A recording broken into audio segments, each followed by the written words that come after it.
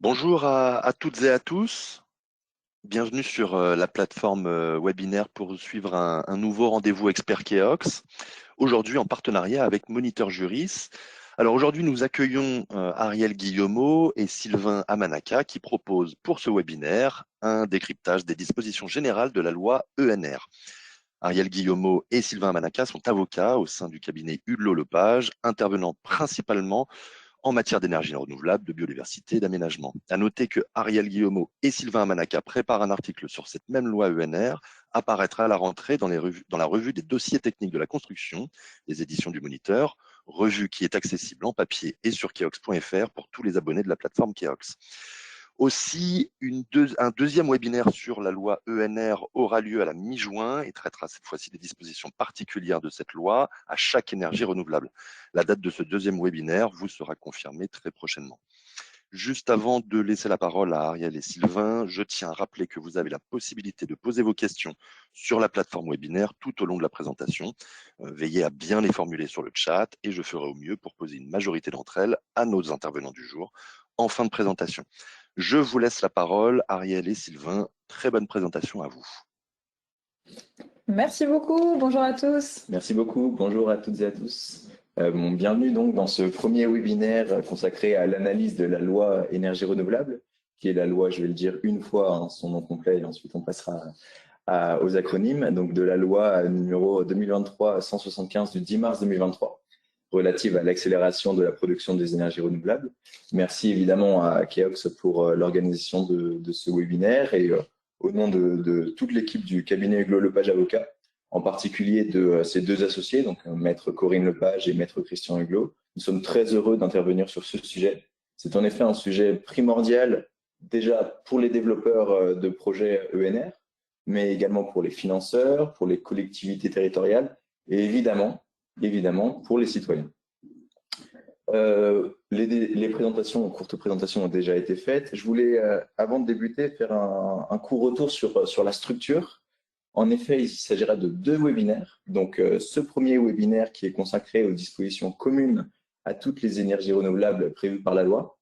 Ce que ça veut dire, c'est que dans ce webinaire, on ne se posera pas les questions précises consacrées donc, au solaire, à l'éolien, à la méthanisation et également aux questions de commande publique et liées aux personnes publiques.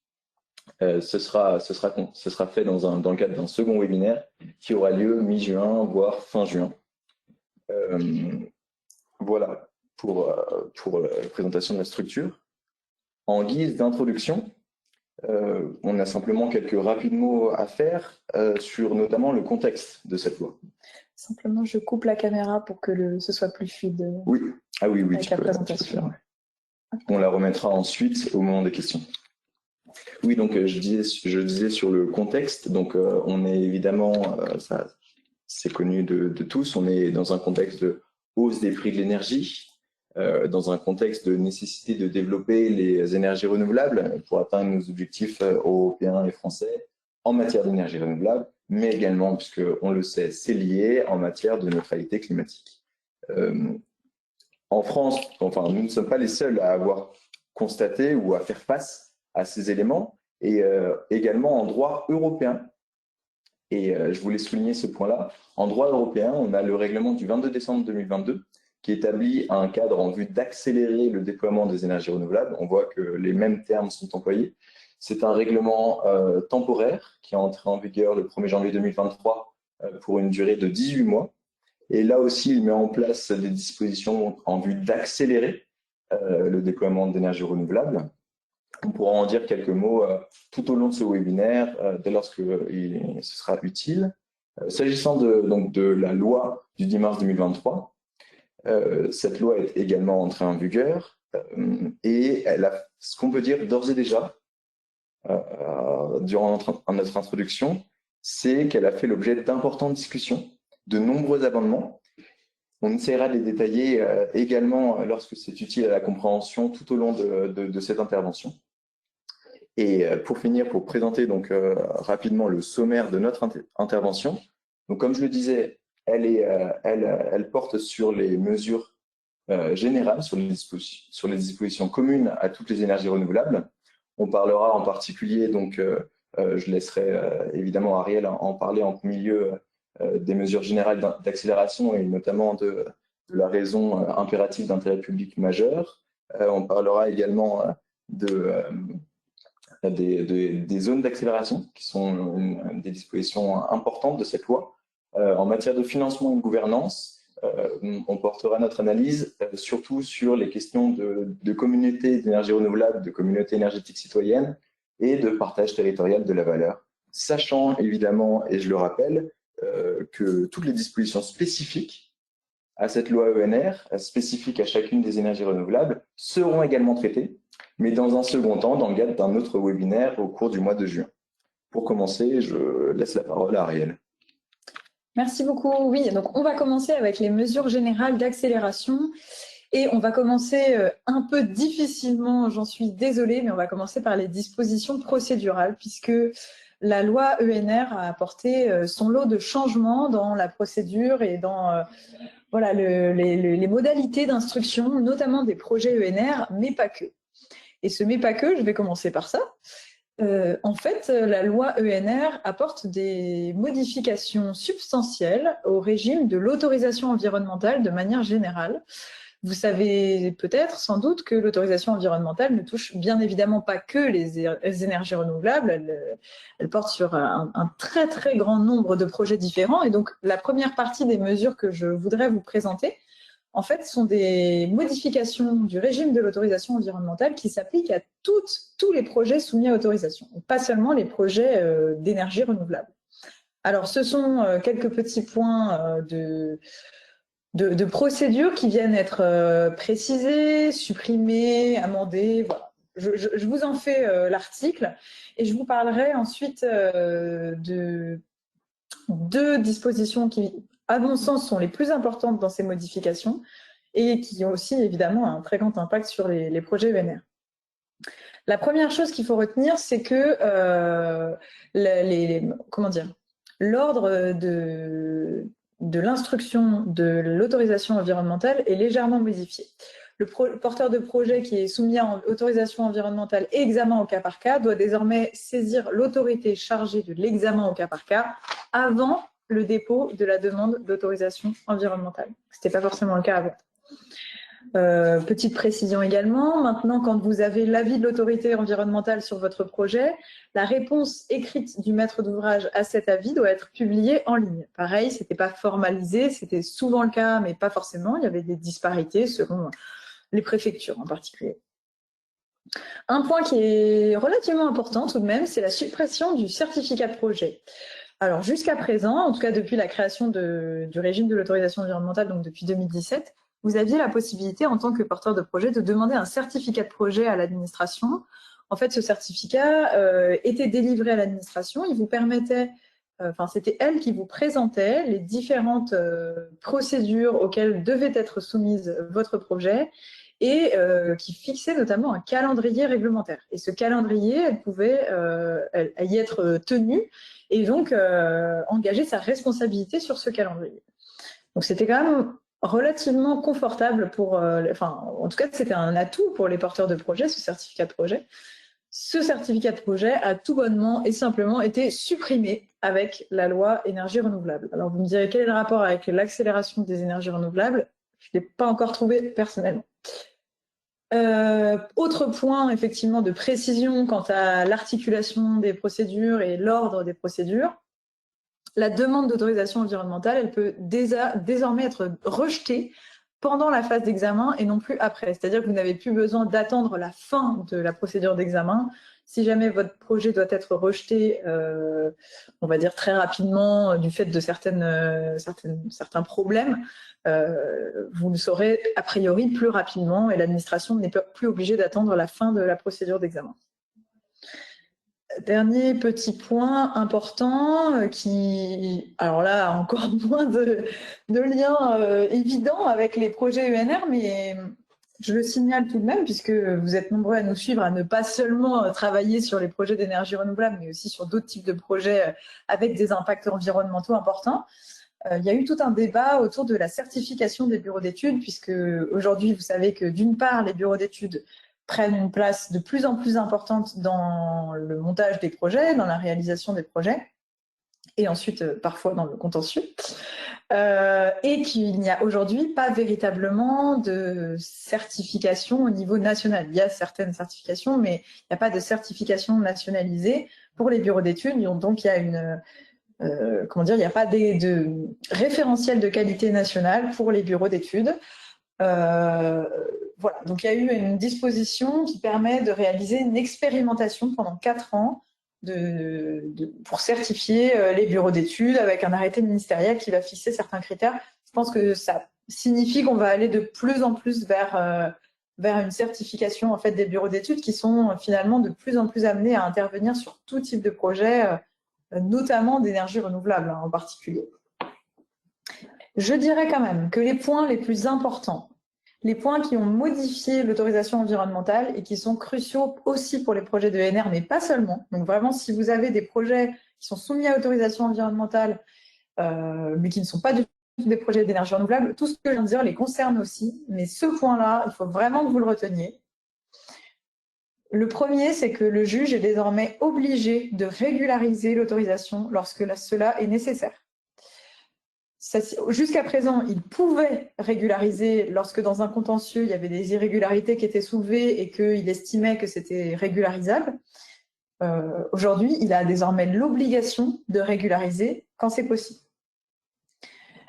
Évidemment, vous comprenez bien que ça implique une réduction du risque contentieux pour tous les porteurs de projets, puisque à supposer que les régularités soient régularisables, si pendant le contentieux, on détecte une illégalité, si elle est régularisable, ça veut dire qu'en fait, vous n'avez pas à recommencer toute la procédure, à redéposer un dossier. Ça ne veut pas dire que votre projet sera jeté à la poubelle. Si l'irrégularité est régularisable, le juge peut le faire directement, imposer un délai en fait, de régularisation de quelques mois pour permettre aux porteurs de projet de régulariser la situation auprès de la préfecture. Et le deuxième point qui est très important, c'est que désormais, tous les recours contre des autorisations environnementales devront être notifiés aux bénéficiaires de l'autorisation, sauf sous peine d'irrecevabilité. Ces deux obligations, en particulier la notification obligatoire du recours aux bénéficiaires de l'autorisation, sont, vous l'aurez peut-être décelé, inspirées du contentieux de l'urbanisme, puisque vous savez que quand vous attaquez à un permis de construire, c'est la même chose. Vous devez impérativement notifier aux bénéficiaires du permis votre recours. À l'heure actuelle, c'est pas le cas. Vous déposez, pour l'autorisation environnementale, je veux dire, avant cette loi, ce n'était pas le cas. Vous aviez simplement à déposer votre recours sur Télérecours pour vous donner tous les détails, mais vous n'aviez pas besoin de faire une notification formelle aux bénéficiaires de l'autorisation. Il était automatiquement appelé dans la cause. Aujourd'hui, on rajoute en fait une nouvelle cause d'irrecevabilité. Voilà. On va dire que certainement que dans les prochaines années, en tout cas dans les prochains mois, ceux qui sont passés à côté de cette nouveauté risquent de se casser les dents et de se prendre des risques d'irrecevabilité, sans doute pour le plus grand bonheur des porteurs de projets, puisque voilà, c'est une cause d'irrecevabilité directe. Retenez-le, c'est important, surtout si vous avez un contentieux à venir. Bien évidemment, il y a aussi des modifications de procédures qui touchent à la participation du public. Donc là, c'est la même chose. En fait, la loi, elle a voulu, comment dire, améliorer, modifier, faire des petites modifications. C'est sans doute à la marge, mais ça permet de clarifier, de fluidifier ces procédures qui avaient encore peut-être soit des vides juridiques, soit des, comment dire, des disparités en fonction des lieux et des préfectures. Donc, désormais, quand vous avez plusieurs consultations du public à faire en vertu de plusieurs procédures auxquelles vous êtes soumis, vous pouvez les regrouper en une seule enquête publique unique. Puisque vous savez que vous avez deux régimes. Vous avez le régime de la consultation du public et vous avez le régime de l'enquête publique. L'enquête publique étant plus contraignante. Avant, on ne pouvait pas regrouper plusieurs consultations, on pouvait seulement regrouper plusieurs enquêtes publiques. Alors, vous me direz, c'est un peu un détail, mais au moins c'est clair, maintenant on peut faire plusieurs consultations en une seule enquête publique. Lorsque le commissaire enquêteur est désigné pour mener l'enquête publique. Le maître d'ouvrage doit être informé. Lorsque le tribunal administratif est saisi, le maître d'ouvrage doit être immédiatement informé. Et afin d'accélérer sans doute aussi les procédures d'enquête publique, on a mis en place la création de commissaires enquêteurs suppléants. Donc, ça signifie que si le commissaire enquêteur a un problème, il a un supplément en cas d'empêchement, il a un suppléant en cas d'empêchement. Voilà, ça permet encore une fois de maintenir la continuité de l'enquête publique si jamais. Et vous avez un dernier point. Alors pareil, c'est une précision qui est du même ordre que celle du regroupement consultation publique en plusieurs enquêtes publiques. C'est un peu la même chose. Jusqu'à présent, vous aviez une dispense d'enquête publique pour les permis de construire et les permis d'aménager qui étaient soumis à évaluation environnementale après examen au cas par cas, donc avec une participation du public par voie électronique. Et cette dispense, elle est étendue aux permis de démolir et aux déclarations préalables.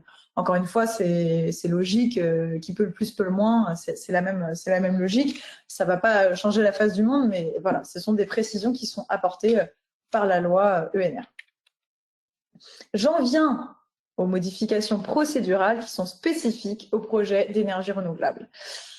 Je pense que le nerf de la guerre pour beaucoup d'entre vous qui nous écoutez, c'est la durée d'instruction des projets d'énergie renouvelable. Pour des raisons parfois politiques, parfois pas du tout politiques, mais d'ordre procédural, pour des raisons de moyens préfectoraux, pour des raisons aussi de dossiers. Parfois, il manque des choses au dossier, parfois le milieu est tellement sensible que ça prend du temps. La loi a fixé une durée maximale de la phase d'examen pour les projets d'énergie renouvelable plus courte que d'ordinaire. Et donc, celle-ci passe à 3 mois pour les projets qui sont situés en zone d'accélération. Donc, les zones d'accélération, nous allons en parler tout à l'heure. Donc, vous avez une durée réduite de la phase d'examen pour les projets UNR. Et pareil, vous avez un délai réduit pour l'enquête publique. Donc, le délai qui est imposé au commissaire enquêteur pour rendre son rapport passe à 15 jours pour les projets d'énergie renouvelable au lieu de 30 jours. À chaque fois, ces deux délais peuvent être légèrement rallongés sur décision motivée, mais vous voyez que on a essayé de contraindre les services instructeurs dans des délais qui sont très courts pour permettre une véritable accélération. C'est quand même l'objet de cette loi. Il y a aussi des points importants concernant les modalités d'instruction. Pour permettre aux porteurs de projets d'énergie renouvelable d'avoir un véritable interlocuteur au sein des préfectures, la loi crée un nouveau poste, qui est le poste de référent préfectoral, qui est chargé de l'instruction des projets UNR. En fait, vous aurez un interlocuteur qui est dédié à tout ce qui est énergie renouvelable dans chaque préfecture. Et donc, le but, c'est d'une part, évidemment, d'instruire et de faciliter vos démarches en vous mettant à disposition un interlocuteur dédié, et d'autre part, de fournir un appui, notamment pour les collectivités territoriales qui souhaitent mettre en œuvre des projets d'énergie renouvelable. 2-3 points, encore une fois, supplémentaires qui sont importants concernant l'autorisation environnementale. Je voudrais peut-être faire un petit aparté sur le point concernant les éoliennes, puisque depuis le début de ce webinaire, on répète le mot accélération, déploiement. Voilà, on aimerait penser que cette loi ne fait que donner des dispositions qui vont véritablement enclencher une accélération. Et quand on lit la disposition dont je vais vous parler, c'est vrai qu'on est un petit peu surpris, puisque l'autorisation doit désormais prendre en compte le nombre d'éoliennes déjà existantes sur le territoire pour éviter l'effet de saturation visuelle. Donc, vous comprenez bien que c'est une disposition qui a été intégrée pour limiter sur le territoire l'implantation d'éoliennes dans des lieux où il y en aurait déjà trop. C'est pas franchement une disposition qui va permettre l'accélération du développement éolien, ça c'est certain. Je suis pas certaine que ça va changer non plus énormément de choses, puisque c'était bien évidemment un critère qui était déjà pris en compte par les services instructeurs, la saturation visuelle. Mais là, ça crée un véritable fondement juridique sur lequel ils pourront s'appuyer si jamais ils souhaitent refuser sur ce motif. Donc bon, pour l'accélération, on repassera. Un point également pour les adeptes du repowering, qui va devenir, à mon sens, dans les années à venir, un enjeu majeur. Lorsque vous déposerez un dossier pour le repowering d'une centrale ou d'un parc, notamment éolien, les incidences du projet, elles seront appréciées au regard des incidences notables potentielles qui résultent de la modification ou de l'extension, mais par rapport au projet existant. On ne va pas faire comme si vous aviez un tout nouveau projet qui part de zéro, en fait. Donc, bien évidemment, ce sera beaucoup moins contraignant. C'est une disposition test pendant les 18 prochains mois qui a vocation à se pérenniser si ça fonctionne. Et enfin, un point sur l'avis des architectes des bâtiments de France. Cet avis doit tenir compte des objectifs nationaux de développement des ENR et de la rénovation énergétique des bâtiments. Alors là, c'est un petit aparté pour les architectes des bâtiments de France, puisque évidemment, ils ont une vision aujourd'hui, forcément, c'est leur rôle, conservation du patrimoine, conservation du paysage, et on leur impose désormais de prendre en compte explicitement la nécessité, en fait, de développer sur notre territoire les énergies renouvelables. À mettre en balance cet intérêt avec la nécessité de préserver le patrimoine et le paysage. Voilà pour la modification des procédures. Et j'en viens ensuite à un point dont vous avez peut-être entendu parler pendant les débats sur cette loi énergie renouvelable. C'est le sujet de la raison impérative d'intérêt public majeur.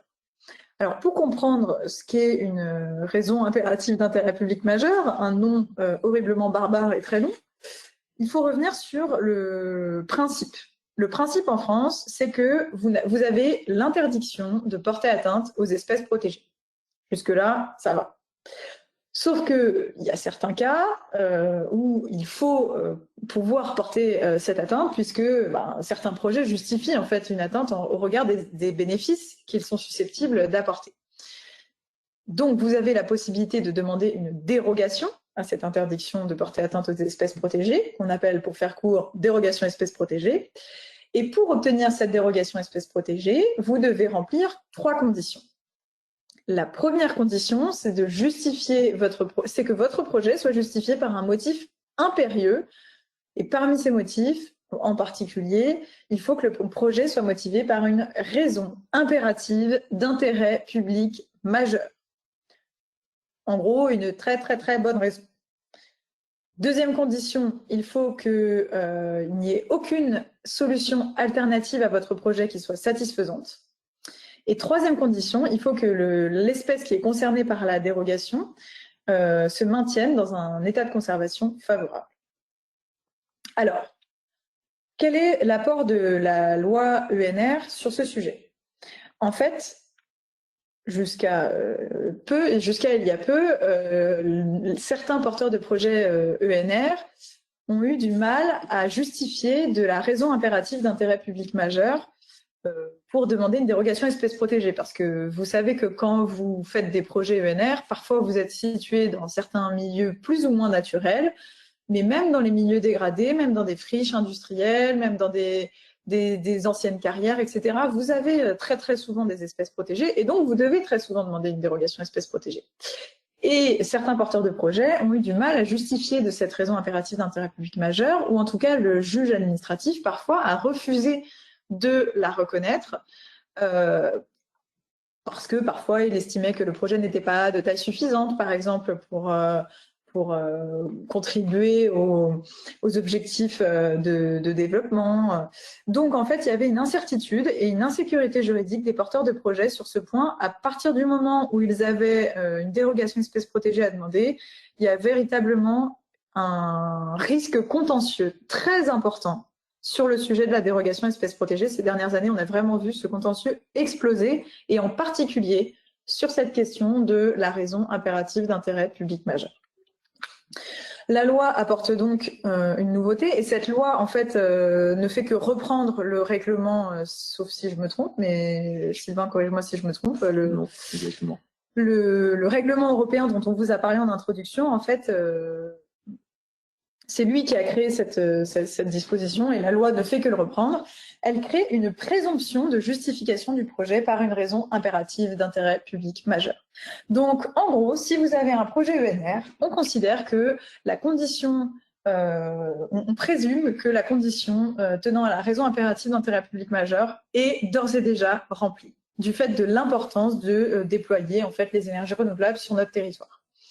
Alors, pour répondre à cette raison impérative d'intérêt public majeur, il faudra quand même répondre à certaines conditions. C'est pas n'importe quel projet ENR qui répondra automatiquement, on va dire, à cette raison impérative d'intérêt public majeur. Il y aura des conditions, notamment en fonction du type de source d'énergie renouvelable, en fonction de la puissance. Évidemment, une très grande puissance sera appréciée puisque vous allez contribuer de manière significative au développement des ENR sur un territoire. Et je le disais tout à l'heure, la contribution en fait à la réalisation des objectifs de la politique énergétique, politique pluriannuelle de l'énergie. Donc les projets qui sont concernés par cette présomption en fait de raison impérative d'intérêt public majeur, c'est les projets de production d'énergie renouvelable, mais aussi les projets de stockage d'énergie et leurs ouvrages de raccordement. Attention, c'est pas parce que vous avez répondu à la raison impérative d'intérêt public majeur que vous ne devez pas répondre aux deux autres conditions. Ce sont des conditions qui sont cumulatives. Et donc, le fait d'avoir répondu à la raison impérative d'intérêt public majeur ne vous défait pas de l'obligation de démontrer les deux autres, que vous avez bien rempli les deux autres conditions. Si vous êtes dans une zone d'accélération, il n'y a pas, par exemple, de présomption d'absence de solution alternative. On ne va pas considérer que vous n'aviez pas d'autre alternative juste parce que vous êtes dans une zone d'accélération. Mais c'est vrai que ça pourrait être un critère qui permettrait, en tout cas dans un ensemble d'autres critères, de répondre à cette condition.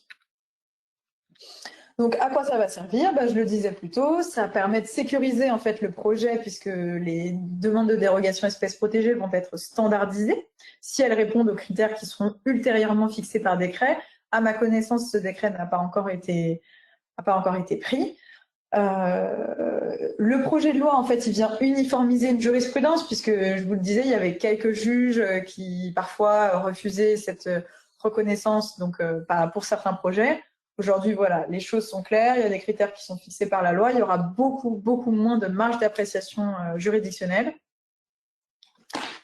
Et comme je le disais, c'est une présomption qui est déjà prise en compte par le règlement européen. Voilà pour moi. Je laisse la parole à Sylvain qui va vous parler des zones d'accélération dont on a également beaucoup parlé. Exactement, merci beaucoup, merci Ariel. Oui, donc je reprends la main sur les zones d'accélération, qui est l'une des nouveautés, en tout cas l'une des plus importantes de la loi ENR.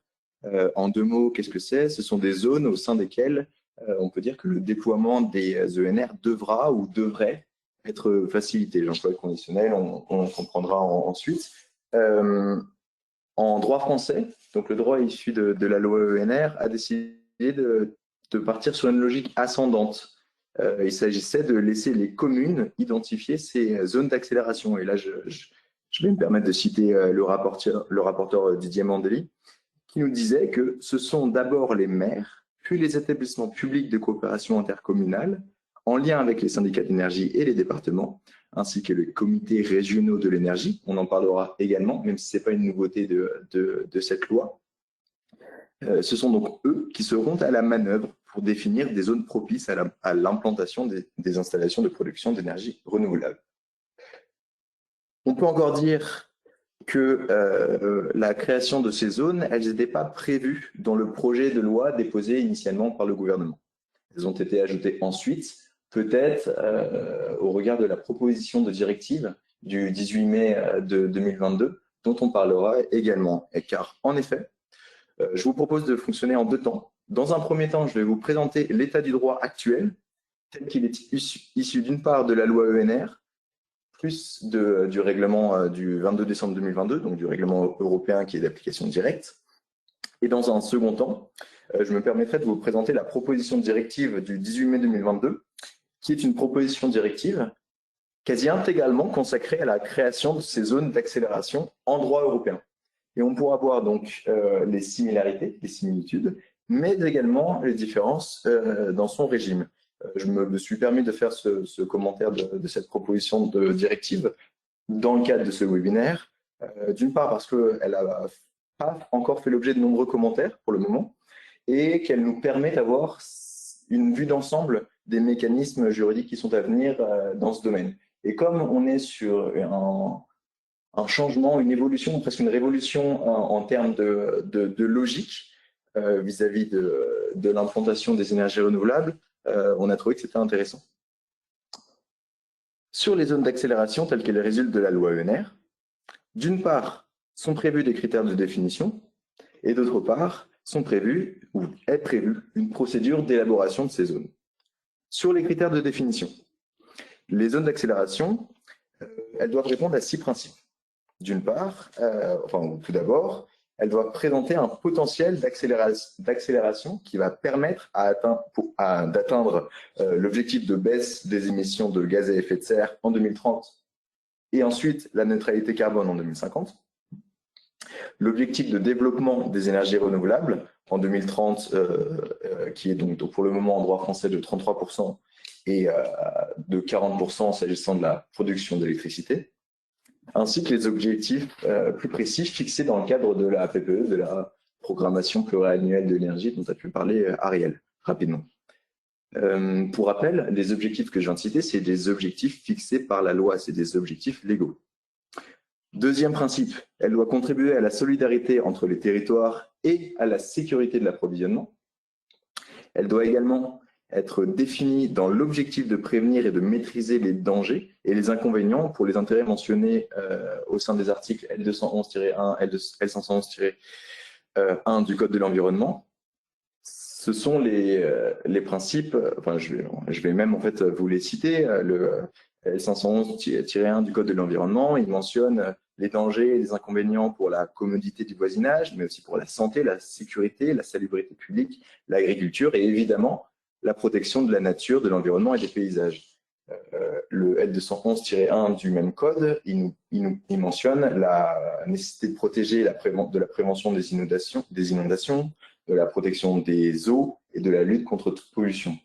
En d'autres termes, il s'agit ici de prévenir des atteintes à l'environnement.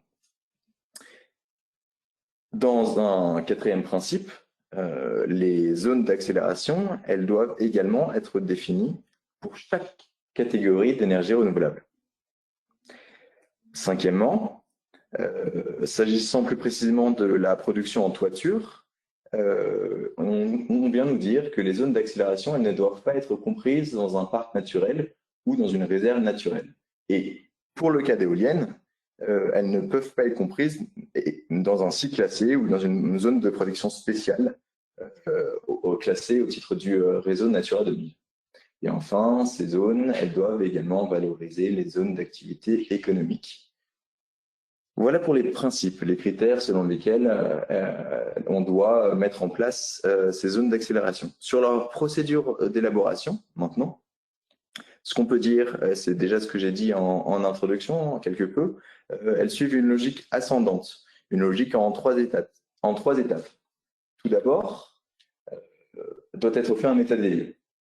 Cet état des lieux, il vise à réunir toutes les informations nécessaires pour permettre aux acteurs, qui sont, pour ne pas les citer, les communes, de créer et de déterminer ces zones d'accélération. La réunion d'informations, elle se fait donc par l'État et les gestionnaires de réseau, donc que sont RTE, Enedis, GRDF, qui doivent mettre à la disposition des collectivités territoriales toutes les informations disponibles relatives au potentiel d'implantation des énergies renouvelables.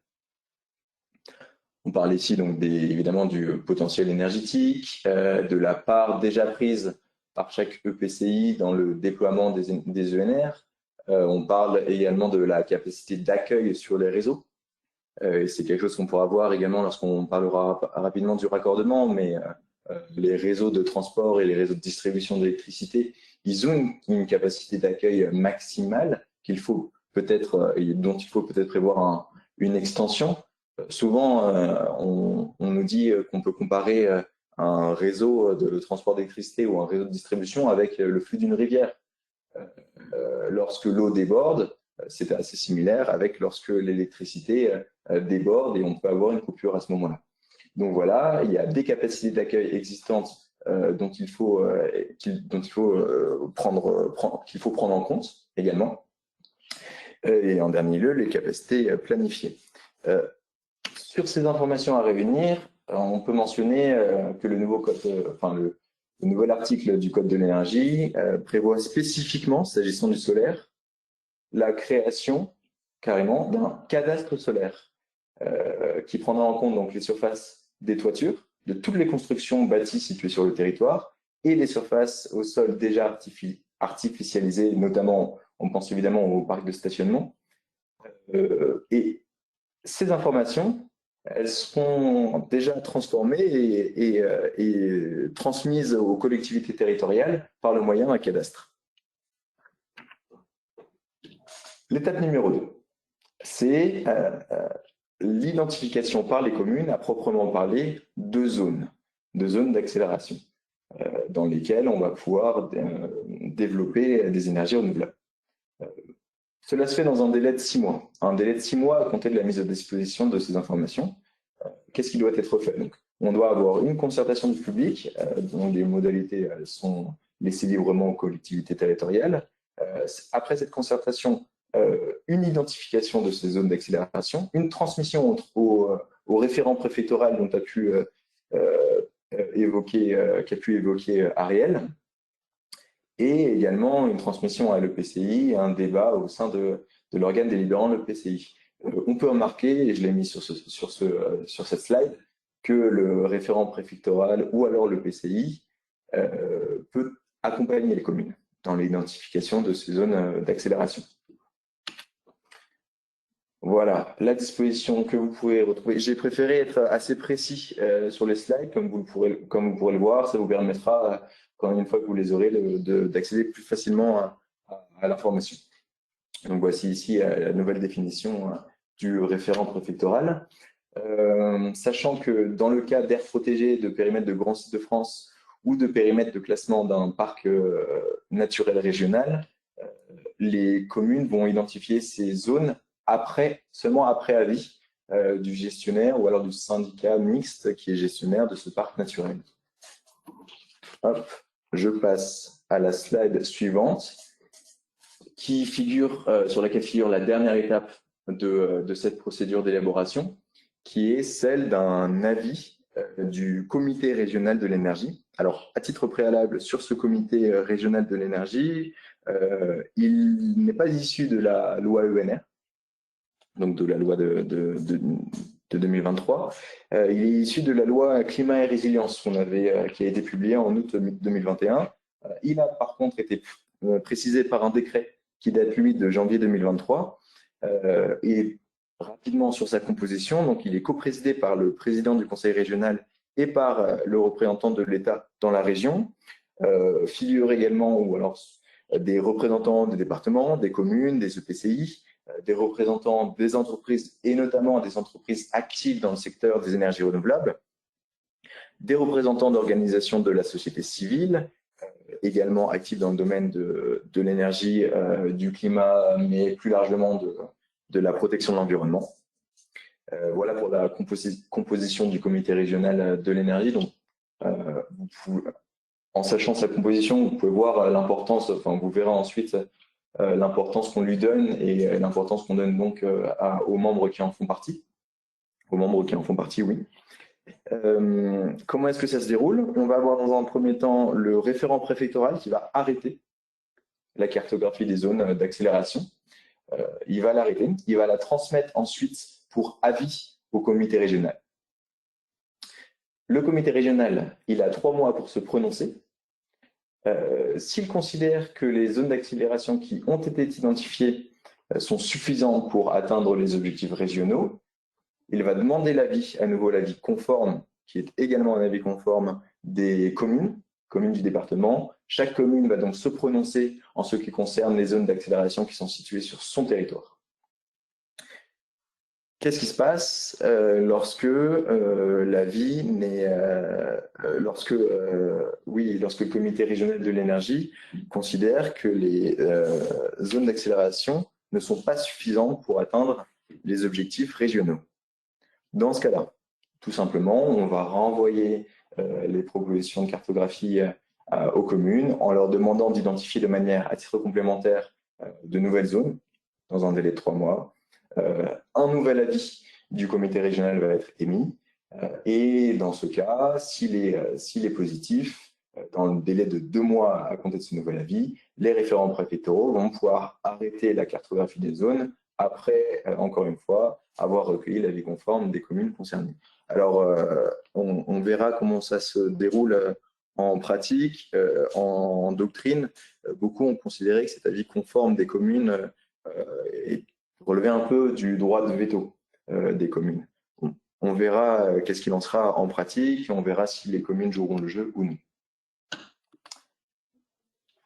Un rapide point sur l'articulation avec les documents d'urbanisme et les autres documents. Donc, on l'a vu, ces zones d'accélération, elles font l'objet d'un arrêté prononcé par le référent préfectoral après un avis conforme. Le SCOT peut les identifier dans son document d'orientation et d'objectifs. Il s'agit d'une procédure de modification simplifiée. Je vous ai mis les références textuelles.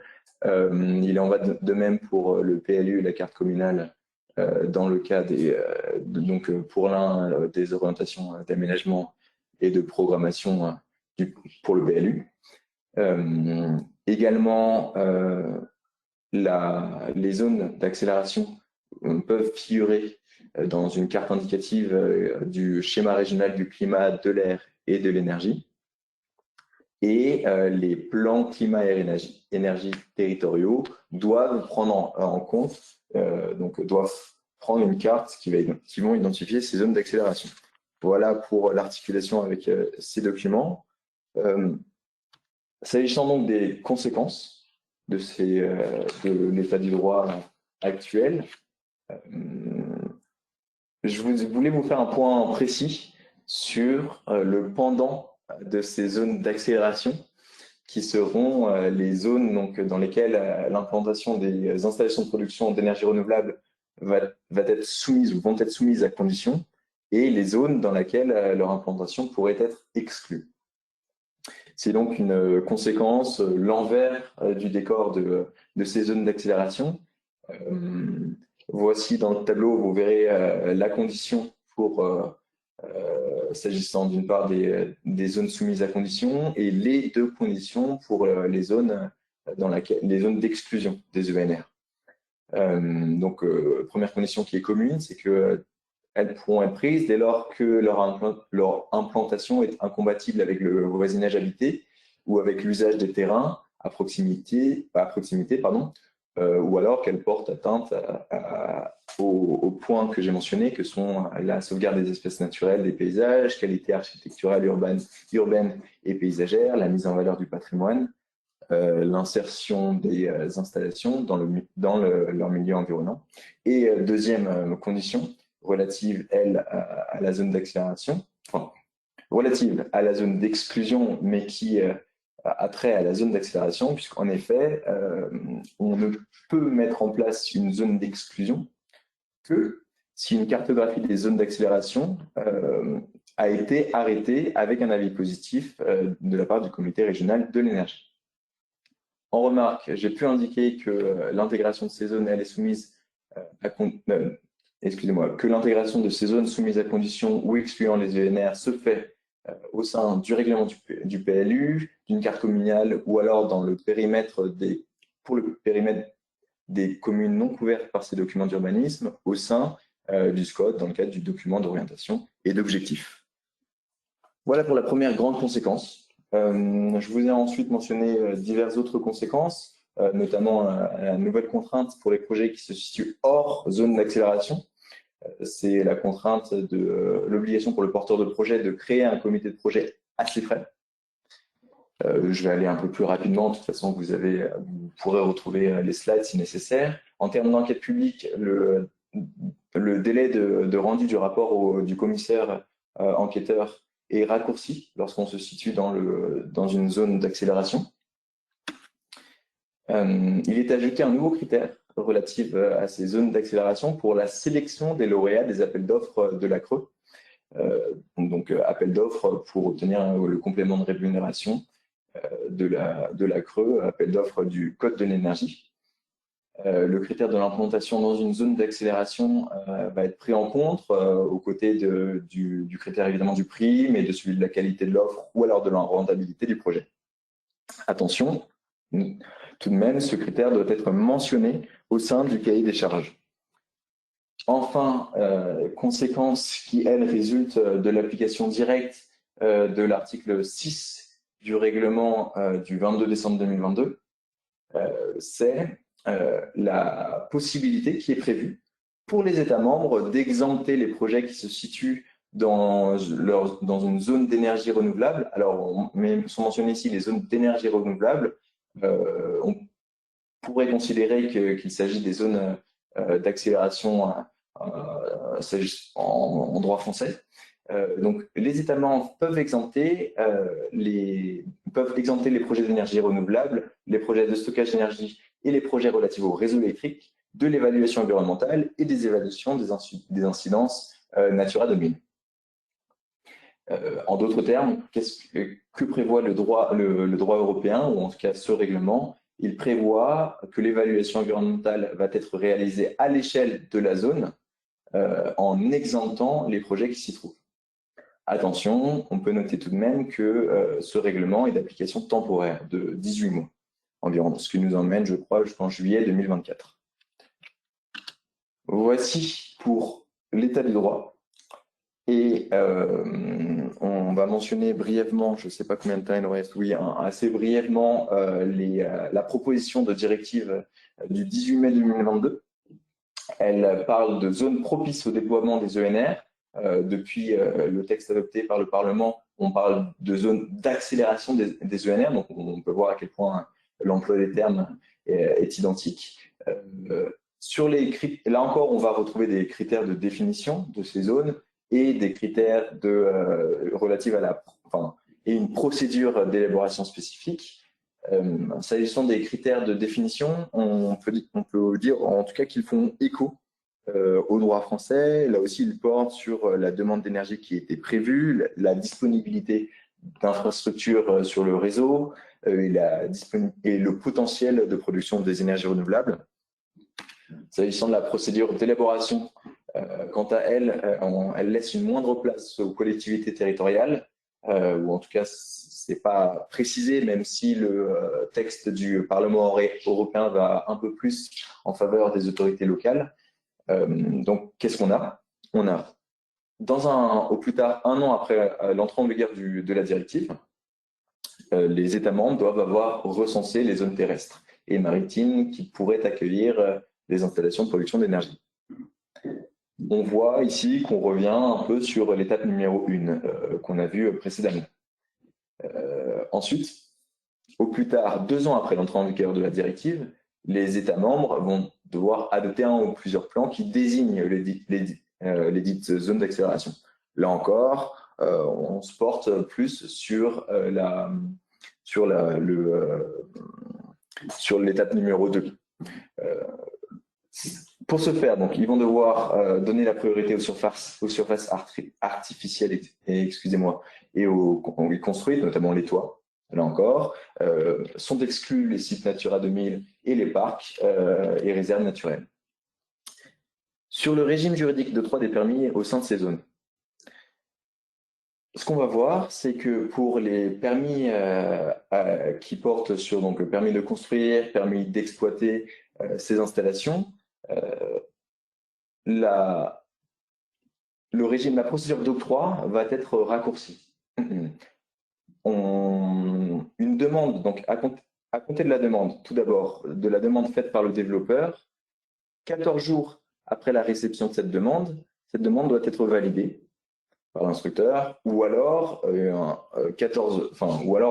délai doit être prononcé, délai de 14 jours, s'il y a besoin de compléter le dossier. Sur la durée d'octroi du permis, on parlerait désormais, puisqu'il s'agit d'une production, d'une durée inférieure à 1 an à compter de la validation de la demande, plus 3 mois éventuellement de prolongation, avec une dérogation encore plus courte pour les installations inférieures à 150 kW.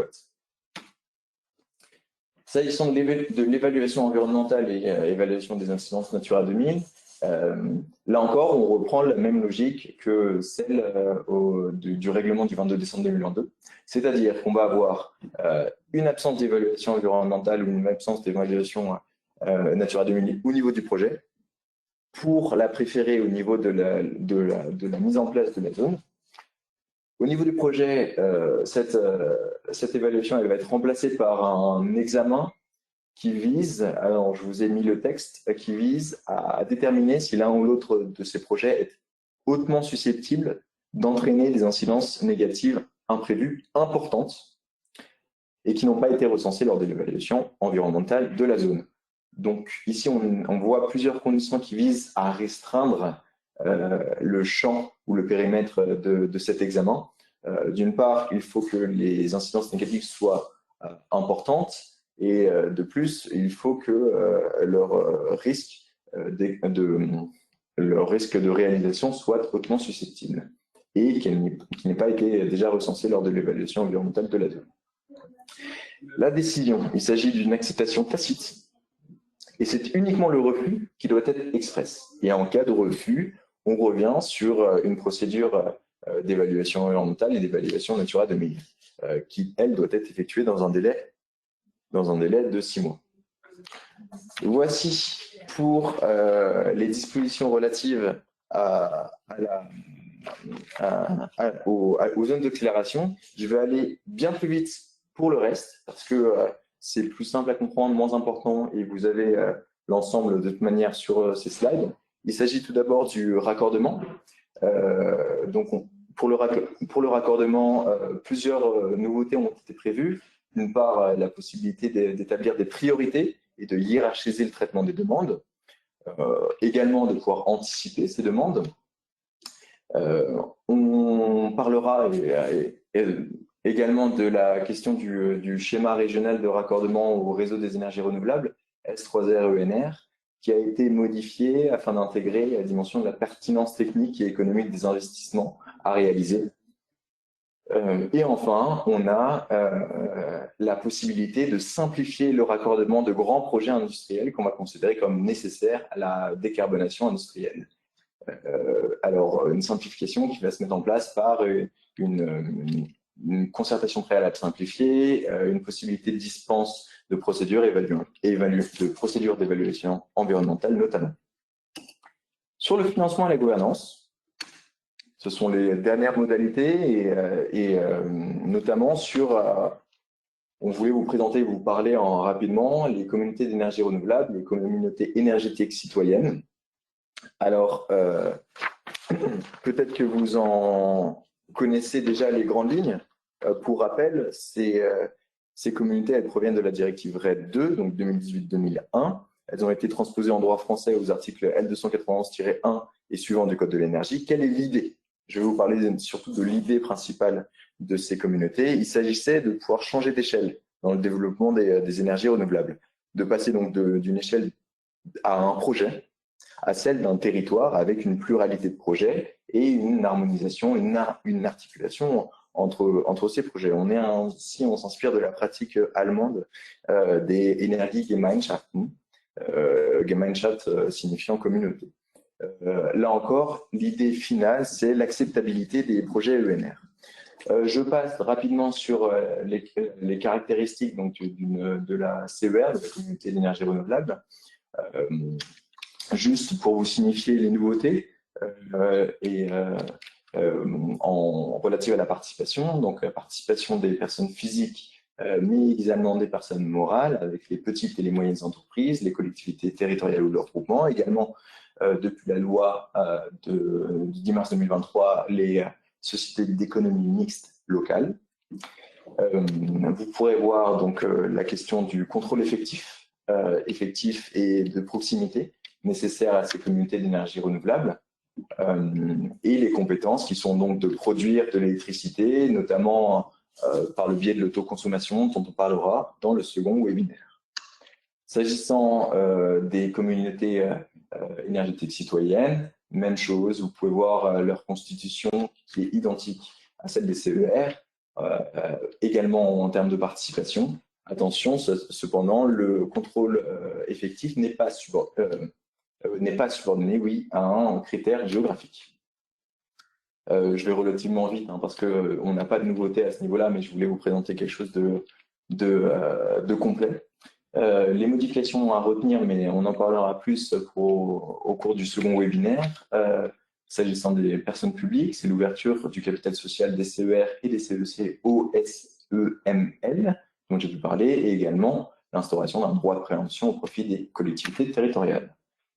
Et le dernier point, qui porte sur le moyen de contribution au partage territorial de la valeur. On en a beaucoup parlé.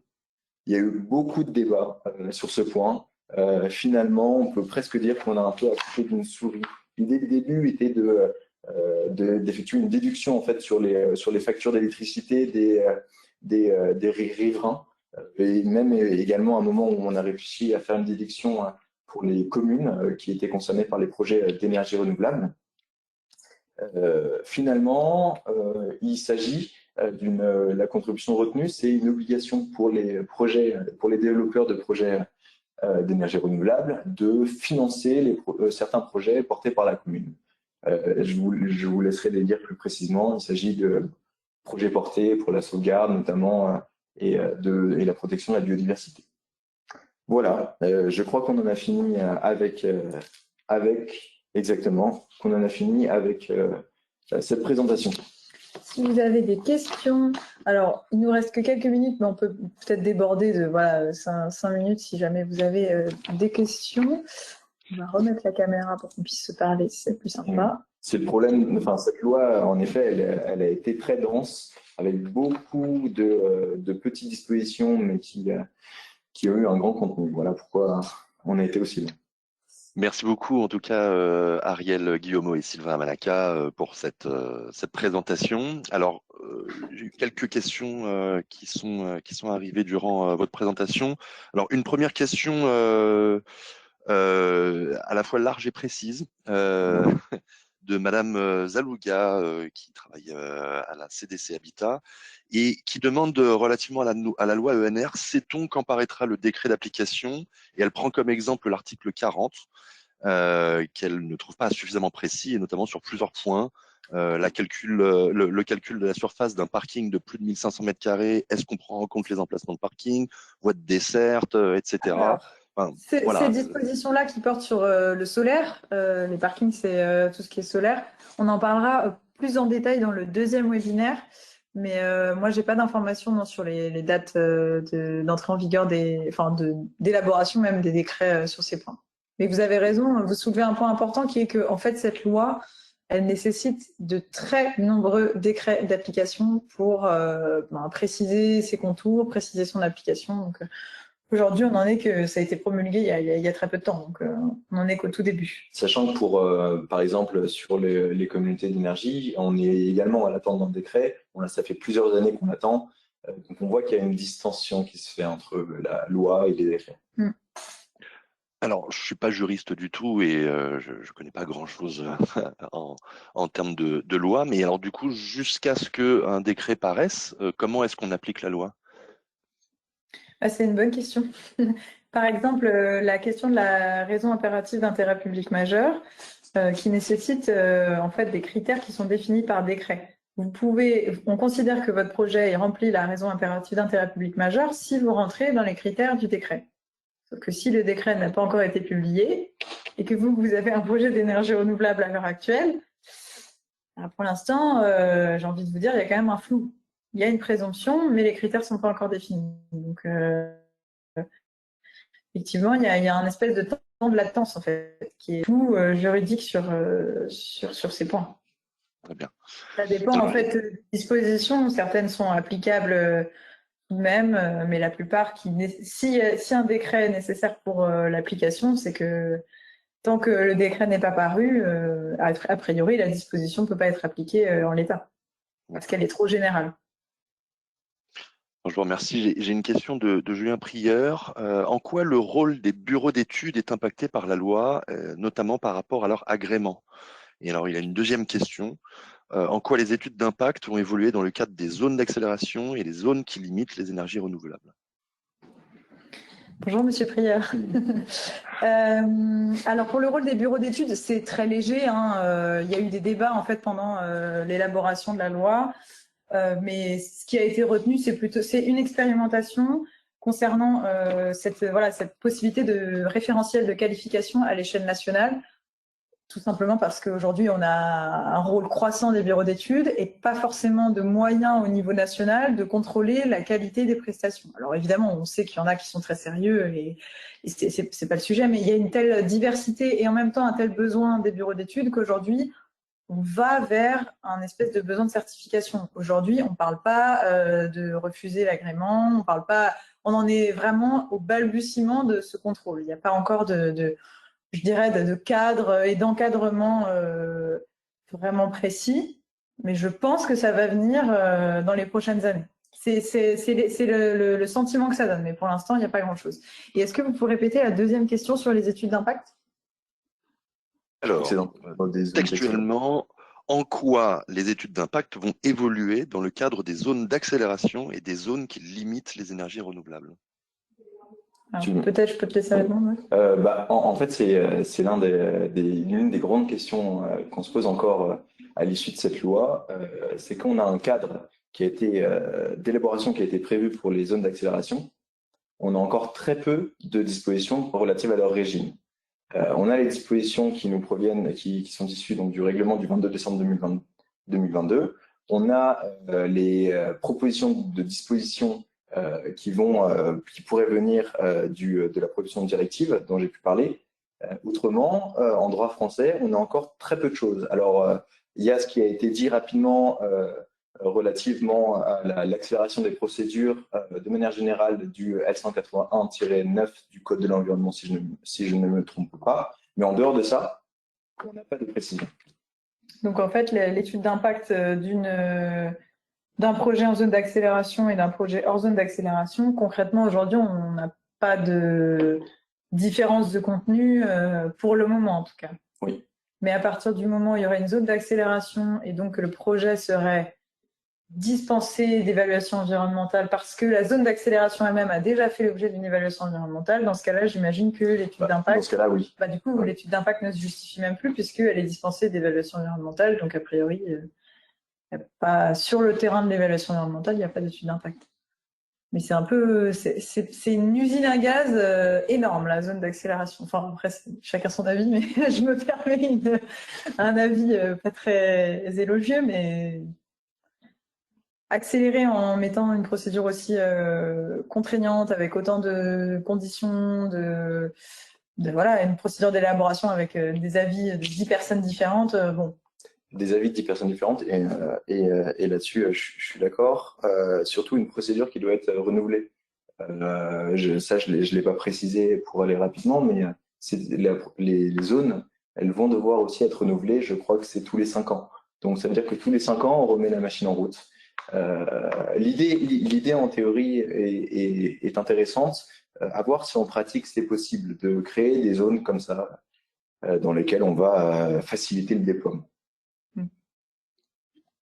Merci beaucoup. J'ai une autre question de Monsieur Hennequin. Ces mesures s'appliquent-elles également aux propriétaires bailleurs souhaitant équiper certains de leurs immeubles d'installations photovoltaïques, pour les besoins propres des locataires résidents du site?